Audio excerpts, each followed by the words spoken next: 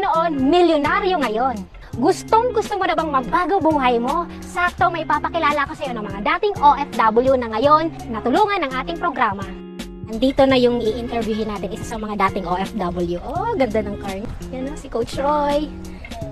By the way, my name is Jeronimo Roy, a former OFW sa Japan for 3 years at isa sa nakaipon, nakapag-for good. Bakit ba ito yung pinili mo, gagawin mo na career, and bakit mo to sineryoso? Ano bang nakita mo dito sa online platform natin? Yan, so, syempre ako as OFW, malaki yung sinisahod ko sa Japan, umaabot ako ng 80 to 100,000. So, bakit ko to pinili? Simple lang, kasi dito ko nakita na pwede ako magkaroon ng time and financial freedom sa maikling panahon, na hindi ko na tatrabahuin pa ng mahabang panahon pa sa abroad. Ano ba yung ma-advise mo sa mga OFW?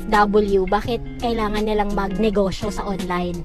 Mas maganda na meron kang ganitong online business kasi imagine ako na kumikita sa abroad, kung ako maliit lang kinikita sa ganitong online business, di mag-Japan na lang ako ulit. Pero we have a system in this online business. Kaya ikaw na nakakapanood, I suggest na subukan mo din kasi ako sumubok lang din ako. Nag-try lang din naman ako. Pag ikaw sumubok ka, ay guarantee na ikaw naman ang susunod. Anong brand ba nitong car mo? Yan, so Toyota Veloz top of the line. So imagine dating commute pero ngayon ito na lang yung aircon ganyan nakakapag kahit saan pwedeng pumunta. Nung nakita mo yung platform natin, ano ba yung ginawa mong paraan para maka-join ka talaga dito? Kasi di ba may puhunan yan. Sa mga OFW o empleyado na nandito, start wala naman tayong pera talaga Pero ako, dahil nakita ko na maganda yung opportunity na to, talagang gumawa ako ng paraan. Siyempre, sa mga kapatid ko, sa mga kasama ko sa abroad. At sabihin nyo na malaking sinasahod ko sa Japan, iba pa rin pag tayo ng padala-padala sa pamilya natin. Kaya ako, gumawa talaga ako ng paraan na nakapag-start ako dito. Sa lalong madalis na panahon. May inspire ka dito dati tong OFW. Isa sa mga OFW icon. Ate, ang ganda ng sasakyan niya. Ay, grabe! Ang don niya.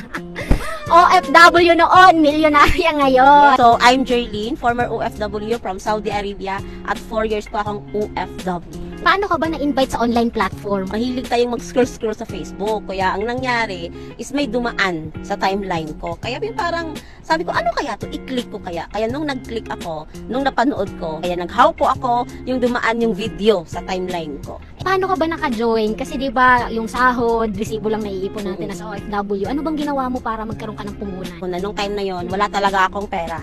Kasi every katapusan yung sahod ko. Pero first week po ako nag-how. At syempre, sabi nga nila, time is gold. Kaya ang ginawa ko, hindi po ako marunong gumagawa ng mga paraan, umutang, hindi po ako marunong. Pero nung time na naintindihan ko at pagod na akong as OFW na wala pa rin naipon, ginawan ko ng paraan. Pinanghutang ko lang po yung membership ko dito. Anong ma-advise mo, Coach, sa mga OFW yung kagaya mo? Bakit ba maganda at kailangan nilang magnegosyo ngayon sa online ka na habang nasa abroad sila? Hindi tayo habang buhay OFW. Kaya nung time na nag-decide ako, sabi ko, sa 4 years na pagtatrabaho ko, walang naipon. So siguro pag hindi na ako OFW, pagdating ko sa Pinas, paano? Wala nang income. Kaya nating maging wais. Ito yung pinaka-the best na decision na ginawa ko sa buong buhay ko. Kaya nung time na ginawa ko at nag-decide ako, 11 months nakauwi ako for good. Wow! Kaya sobrang laki yung na-check ko. Umabot siya ng 330,000 sa 11 months.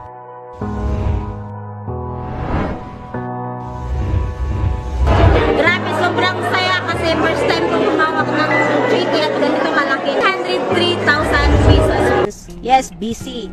5 yung alaga ko, all around, hindi free yung wifi, data lang. Pero pag porsigido kang mabago yung sitwasyon mo sa buhay at pagod ka na din dyan, kailangan mo tong gawin kasi sobrang ganda yung opportunity. Yes, and nasa likod natin yung isa sa mga achievement mo. Anong brand nitong car mo? Ano siya, Honda City RS hatchback. At syempre yung dati, nagre-rent lang din po kami sa amin. Nakabili pa ako ng bahay, 2 doon. Wow. Yung isa binigay ko sa tatay ko. At syempre, sobrang sarap kasi yung dati yung anak ko lang nakikita sa video call, ngayon kasama ko na. Yung dating naranasan ko ngayon, magandang buhay yung pinaranas. Kaya buti na lang, nag-decide lang din po ako.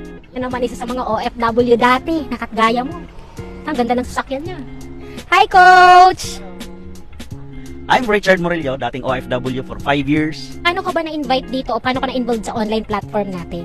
Yun, meron lang din dumaan sa wall ko, sa Facebook ko, parang ads siya. So, nag-how lang din. Mili, anong diskarte ba ginawa mo para maka-join ka at magkaroon ka ng negosyo? Siyempre, normal naman talaga sa lahat ng mga OFW, wala talaga ipon eh. So, ang ginawa ko, advance. Actually, nakakalungkot kasi yung sahod ko, sana this month, na-advance ko na siya. So, no choice ako, advance ulit. Ano ba yung reason mo or motivation mo bakit pinili mo to tsaka sineryoso mo yung online platform natin? 8 years na ako sa abroad na same, paulit-ulit siya, walang nangyayari. Kaya sabi ko, hindi pwede na wala akong gawin. Kailangan ko talagang itry yung mga ganitong opportunity even though may takot, may duda, pero tinanggal ko talaga siya. Ano ba yung mga naging resulta mo? Like ito, itong car na to. Diba? Ano ba yung naging resulta nung nag-decide ka na seryosohin to? Sa loob ng 6 months na ginawa kong part-time tong business, nakapag-ipon ako umabot ng 318,000 plus.